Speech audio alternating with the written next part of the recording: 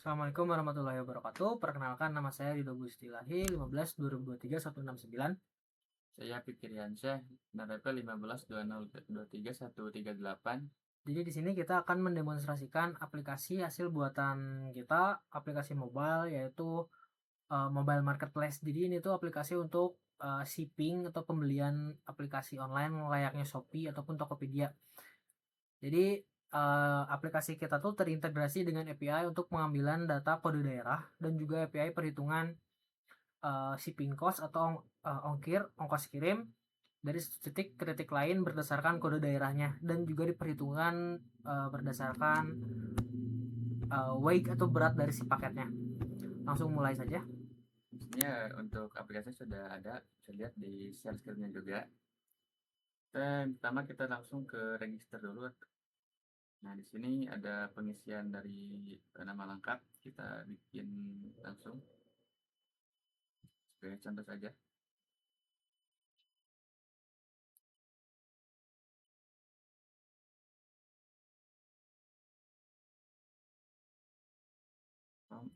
Nah, di sini ada juga untuk passwordnya itu minimalnya ada 6 karakter ya.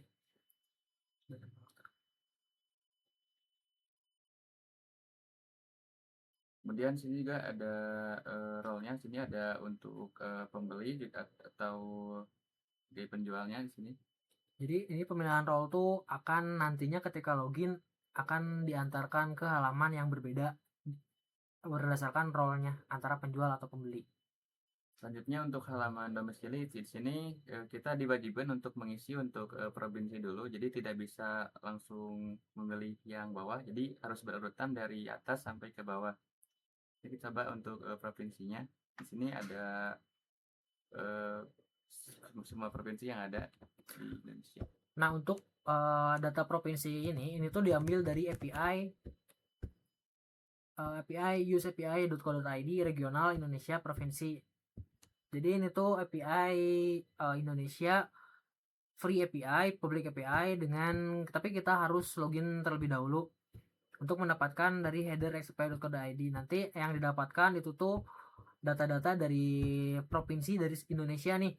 Kayak ini pertama ada Aceh, Nangro Aceh Darussalam, kodenya itu dia 11. Terus ada Bali, kodenya 51, ada Banten, kodenya 36, Bengkulu 17, dan ini semua ada sebanyak ada 37. Ada sebanyak ada seluruh provinsi Indonesia ada di sini datanya. Nah, setelah dapat provinsi, close. Nanti kan kita disuruh milih nih kabupaten, kecamatan, itu juga nanti diambil berdasarkan API. Kayak misalnya ini kabupaten, API kabupaten by provinsi. Ini kita misal masukin kode si provinsinya itu dengan kode 32, atau kode 32 tuh dia 32 tuh kodenya sebagai Jawa Barat. Jawa Barat kode 32. Nanti kabupaten by provinsi, nanti ketika di hit itu tuh ketika dipilih Jawa Barat muncul tuh si kabupaten-kabupatennya tuh kabupaten yang ada di Jawa Barat, kayak misalnya Kabupaten Bandung, Kabupaten Bandung Barat. Di situ ada kodenya juga tuh 3204, 3217, 3216. Nah, setelah pemilihan kabupaten itu kan pemilihan kecamatan, sama kayak tadi, pemilihan kecamatan juga bagi kabupaten. Misal tadi kita milihnya tuh kabupatennya tuh Kabupaten Bandung misal 3204. Nanti muncul nih di sini 3204. Nah, API-nya tuh langsung muncul si kecamatan-kecamatan di Kabupaten 3204 atau di Kabupaten Bandung, kayak misal Kecamatan Arjasari, Kecamatan Bale Endah, Kecamatan Banjaran, Kecamatan Bojong Soang. Nah, setelah pemilihan ke bawah, setelah pemilihan kecamatan itu ada pemilihan kelurahan, sama kayak tadi pemilihan kelurahan juga di bayi kecamatannya. Bayi kecamatan misalnya 32731 nih. Nanti muncul tuh si kecamatan si kelurahannya tuh Kelurahan Cicadas, Cibenying Kidul. Oh, ini datanya dia dari distriknya tuh Cibenying Kidul, dari Kota Bandung 3273, dari Kota Bandung si kabupaten atau kotanya tuh Kota Bandung pemilihannya. Setelah pemilihan kelurahan itu kecamatan, kelurahan, kita bisa dapat juga ini tuh si desa village-nya itu yang akan disimpan ke database ketika setelah proses registrasi selesai disimpan si addressnya itu berdasarkan kode itu tadi. Lanjut daftar pilih provinsi. Kota Bandung, Untuk Kota Bandung. Bandung, untuk kecamatannya Mana lah.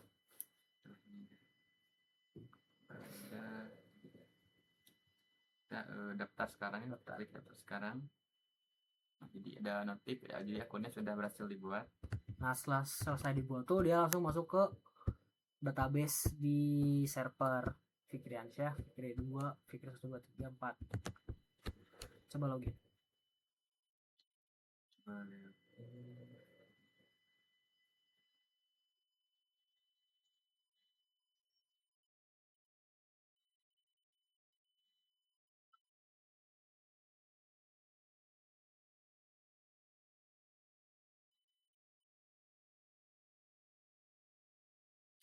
Ini tadi kita login atau registernya sebagai pembeli.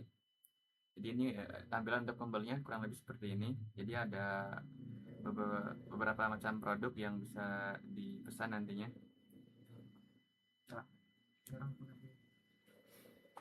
Nah selain produk juga dia tuh bisa lihat ke si pemesanan. Ke pemesanannya di bagian yang tengah sini. Nah tapi karena dia itu kan akunnya masih akun baru dibikin, jadi belum ada riwayat pesanan. Mungkin kita coba langsung pesan aja. Coba pesannya sepatu di sini ya.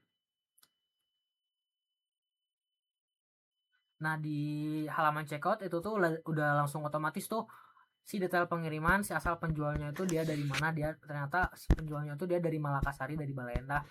Nah data pengiriman Malakasari ke Bale Endah itu diambil dari si ID si penjual sepatunya itu.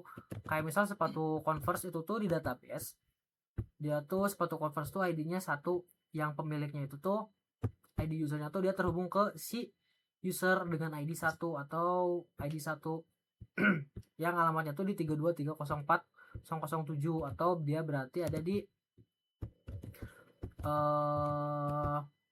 di Malakasari Bale Endah. Nah ini tujuan kamunya tuh tadi yang diisikan di halaman address registrasi. Di sini juga kita bisa milih quantity nih. Coba pilih quantity. Coba pilih kurir. Mana? Nah, pemilihan kurir juga di sini tuh ini udah otomatis ya. Udah otomatis dengan diintegrasikan ke API. Jadi kita tuh ada API yaitu use API.go.id expedition shipping cost, kemudian dengan key-nya itu original village atau si destinasi si tempat pengirimannya. Kan tadi pengirimannya tuh dia dari yang Sirido nih. Kita coba ambil si alamatnya. Dikirim ke alamat Fikri yang baru. Yang ini kita coba kirim ke sini. Nah, data pengiriman di sini tuh kan dia tertera tuh sebanyak jumlah 2. Dan itemnya tuh sepatu. Sepatu tadi tuh dia kan sepatu Converse ID-nya 1, dia beratnya tuh sebanyak 1 kilo. 1 kilo karena dia pesennya 2, berarti beratnya tuh 2 kilo tuh. Beratnya 2 kilo. Kita coba send API. Nah, pemilihan si kurirnya tuh dia menggunakan JNE Express. JNE Express di sini tuh dengan harga JNE Express, harga si shipping cost-nya tuh sebanyak 14.000. Sudah otomatis nih ongkos kirim sebanyak 14.000 ditotalkan dengan harga dari si produknya itu. Coba bayar sekarang.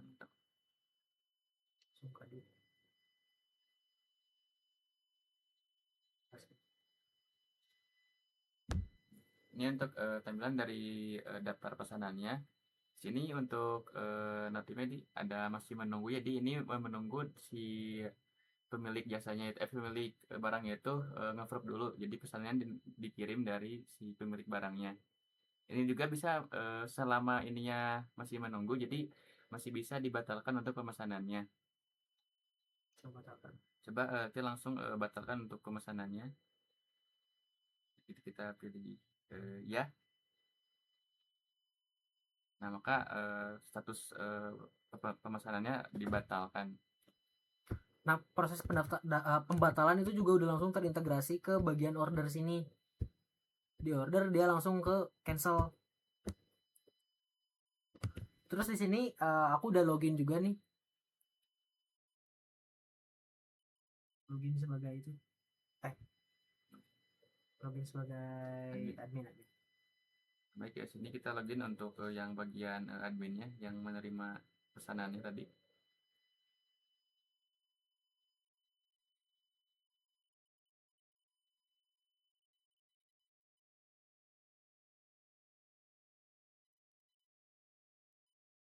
Ini untuk tampilan di bagian adminnya atau si penjualnya.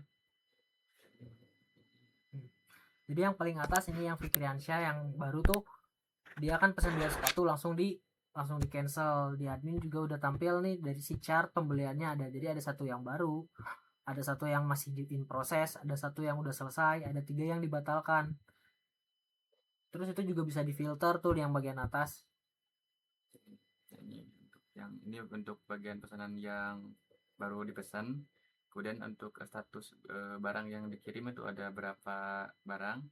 Kemudian juga ada status barang yang sudah selesai pengirimannya. Dan sini juga ada yang status juga yang terakhir itu yang dibatalkan, termasuk yang tadi baru saja dibatalkan itu ada sepatu yang Converse tadi. Selanjutnya, nah ini untuk yang bagian approve orderan tadi bisa di approve di bagian sini lihat. Nah kayak gini misal, bentar Pik. Nah di sini kan dia masih pengiriman.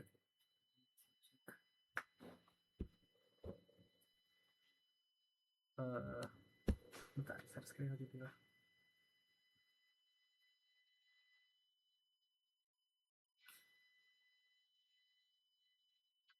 Dia kan masih pengiriman.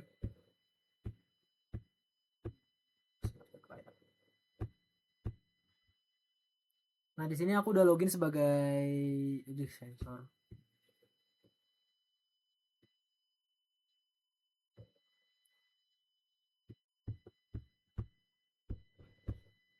Nah di sini aku udah login sebagai salah satu user nih. User yang ada di sini udah ada barang yang barusan udah dibatal, yang barusan baru dikirim. Dia keadaannya masih belum berubah karena kita belum refresh. Kita coba refresh. Nah setelah refresh dia tuh keadaan barangnya langsung muncul nih di sini, langsung berubah. Dia udah langsung berubah, bisa jadi pesanan bisa di ACC diterima atau tidak nih. Kita coba ACC dari si barangnya ini buat pembuktian kalau barangnya tuh misal kita udah diterima nih, kita tinggal confirm barang diterima, nanti muncul notifikasi barang sudah diterima. Sudah. Nah ketika sudah diterima tuh, ketika refresh dia barang tadi tuh udah langsung jadi statusnya berubah jadi komplit. Statusnya jadi komplit. Selain itu,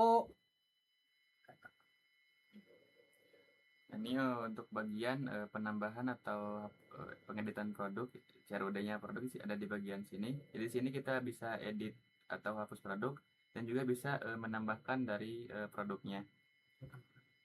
Coba tambahkan untuk produknya. Nah sini kita diminta untuk upload dari gambar produknya.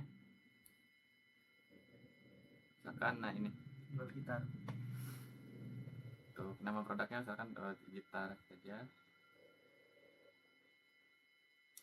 Untuk harganya misalkan di sini di harga 1.000. Untuk stoknya misalkan ada 5 barang. Untuk beratnya 1 kilo. Kemudian kita terbitkan produknya atau upload produknya. Nah, ini untuk barang yang terbarunya sudah berhasil terupload di bagian katalog produknya. Dan di user juga langsung otomatis muncul gambar si barang yang udah baru diuploadnya itu, si gitar ini. Coba ini. Mungkin coba edit tadi yang baru saja diupload, edit. Stoknya jadi habis gitu. Stoknya misalkan jadi 0 ya, habis. Kan kita simpan perubahannya.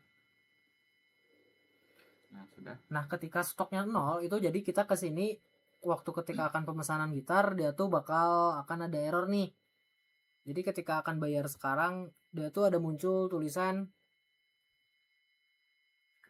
kecil gitu ya. Dia tuh pokoknya tulisan gagal stok not sufficient. Jadi tidak bisa dilakukan pengiriman pembelian barang karena si stok barangnya udah habis. Selanjutnya kita coba hapus barang yang tadi gitar kita coba hapus dari barangnya.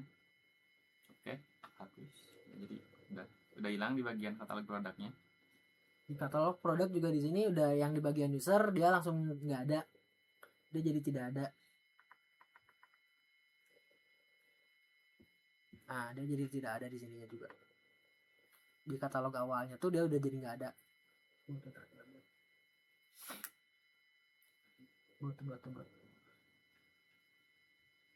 Ini selanjutnya untuk halaman about-nya atau tentang aplikasi yang kita buat. Untuk bagian tentang aplikasi dari bagian user juga sebenarnya isinya hampir sama aja ya.